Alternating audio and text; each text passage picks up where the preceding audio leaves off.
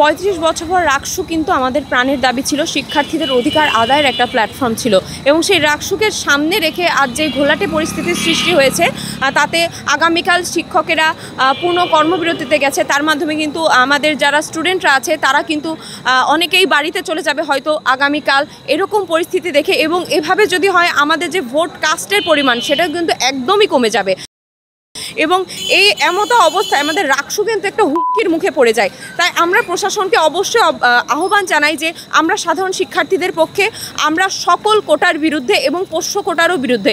এই অযৌক্তিক পোষ্য কোটাকে অবিলম্বে বাতিল করতে হবে এবং আমাদের পিতৃতুল্য শিক্ষকদের যারা লাঞ্ছিত করেছে আজ, আমরা কিন্তু তারও তীব্র নিন্দা এবং প্রতিবাদ জানাই এবং তাদেরও আমরা শাস্তির দাবি জানাই এবং রাকসুকে সামনে রেখে আমরা কোনো এরকম পরিস্থিতি চাই না। আমরা 25 তারিখে অবিলম্বে রাকসু চাই এবং অবশ্যই আমাদের সেই রাকসুর পরিবেশটা যাতে নিশ্চিত করা হয় আমরা সেই দাবিটাও জানাই।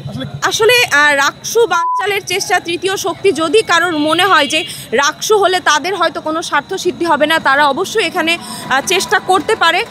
তবে আমরা চাই সাধারণ শিক্ষার্থীদের কিন্তু রাকসুর পক্ষে এবং সকল সাধারণ শিক্ষার্থীদের প্রাণের দাবি রাকসুকে অবশ্যই প্রশাসন কর্তৃক বাস্তবায়ন করতে হবে এবং সব অপশক্তিকে রুখে দিতে হবে। আমরা রাকসু নিয়ে কোনো তালবাহানা মানতে নারাজ।